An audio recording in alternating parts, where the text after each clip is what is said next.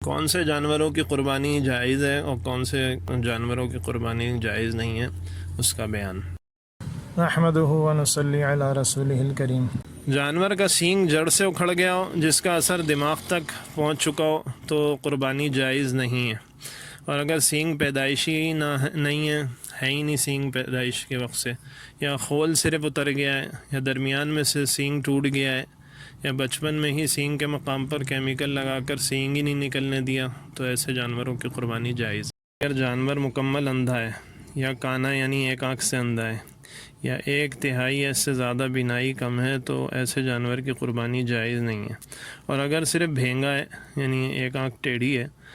تو قربانی جائز ہے۔ اسی طرح بال کسی جانور کے کاٹ دیے گئے یا مونڈ دیے گئے ہیں تو اس کی قربانی جائز ہوگی، جیسے دمبے کے بال بعض لوگ اتار دیتے ہیں۔ سر پر کوئی زخم نہیں ہے لیکن کھال جل جانے سے اس پر بال نہیں اگتے اور سر کا بقیہ عضو صحیح سالم ہے تو بھی قربانی جائز ہوگی۔ اسی طرح اگر گائے بھینس وغیرہ کی پیدائشی 1 یا 2 تھن ہیں، یا تھن تو 4 ہیں لیکن دودھ صرف 2 سے آتا ہے، یا بکری کا 1 تھن ہے، یا ہیں تو دونوں لیکن دودھ 1 سے آتا ہے، تو ایسے جانوروں کی قربانی بھی جائز نہیں ہے۔ ہاں، گائے بھینس کے 3 تھن ہیں یا ہیں تو 4 لیکن 3 سے دودھ آتا ہے تو جائز ہے۔ اسی طرح ٹانگ اگر اتنا لنگڑا ہے کہ صرف 3 پاؤں سے ہی چلتا ہے، چوتھے پاؤں کا بالکل سہارا نہیں لیتا، تو قربانی جائز نہیں ہے، اور اگر 1 پاؤں سے صرف لنگڑا ہے لیکن چلتے ہوئے اس چوتھے پاؤں پر بھی سہارا لے لیتا ہے تو قربانی جائز ہے۔ جلد پر خارش کی وجہ سے بالکل لاغر ہو چکا ہے، پورے جلد پر خارش ہے، تو ایسے جانور کی قربانی جائز نہیں ہے، لیکن ہلکی پھلکی خارش ہے یا کسی جسم کے ایک حصے پہ خارش ہے لیکن جسم لاغر نہیں ہوا، صحیح طریقے سے چل پھر سکتا ہے، تو قربانی جائز ہے۔ اگر جانور قریب الولادت ہے یعنی حمل اس کا ہے اور ولادت ہونے والی ہے تو ایسے جانور کی قربانی مکروہ ہے، اور اگر جانور قریب الولادت نہیں ہے تو گابن حمل ہے پیٹ میں لیکن ابھی قریب میں اس کی ولادت متوقع نہیں ہے تو ایسے گابن جانور کی قربانی جائز ہے۔ کسی جانور کے دانت بالکل ہی نہیں ہیں یا کچھ ہیں اکثر دانت نہیں ہیں تو قربانی جائز نہیں ہے، یا دانت اتنے گھسے ہوئے ہیں کہ گھاس کھانے کی بھی قدرت نہیں ہے اسے تو بھی قربانی جائز نہیں ہے، اور اگر اکثر دانت موجود ہیں، چارہ کھا سکتا ہے، کچھ دانت گر گئے ہیں تو قربانی جائز ہوگی۔ جس جانور کو داغا گیا ہو، بعض اوقات گودتے ہیں داغتے ہیں تو قربانی ایسے جانور کی جائز ہے۔ دم 1/3 یا اس سے زیادہ کٹی ہوئی ہے، قربانی جائز نہیں ہے، اور دم 1/3 سے کم کٹی ہوئی ہو، یا دمبے کی جو دم ہوتی ہے وہ چکتی کے نیچے چھوٹی سی دم ہوتی ہے، وہ بھی اگر 1/3 سے کم کٹی ہوئی ہے تو قربانی جائز ہے۔ قربانی کا جانور اتنا موٹا ہو چکا ہو کہ ذبح کی جگہ تک بھی جانا اس کا مشکل ہو، چلنا مشکل ہو، تو قربانی جائز ہے۔ بعض جانوروں کو کھلا پھلا کے آج کل بہت موٹا کر دیتے ہیں، کوئی حرج نہیں ہے، قربانی ہو جاتی ہے ان کی۔ بالکل باولا جانور ہے اتنا زیادہ کہ باولے پن کی وجہ سے کھا پی بھی نہیں سکتا، تو ایسے جانور کی قربانی مکروہ ہے، اور باولا اگر تھوڑا بہت ہے لیکن کھا پی سکتا ہے خود سے تو قربانی جائز ہے۔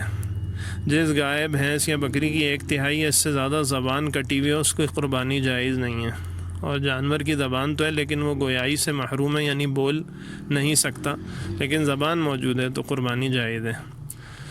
قربانی والے جانور میں گردن، سر یا بدن کے کسی بھی حصے میں رسولی نکل آئی ہے، گلٹی سی بعض جانوروں میں دیکھا ہوگا، تو ایسے جانوروں کی قربانی جائز ہے، کوئی حرج نہیں ہے۔ زخم اگر کسی جانور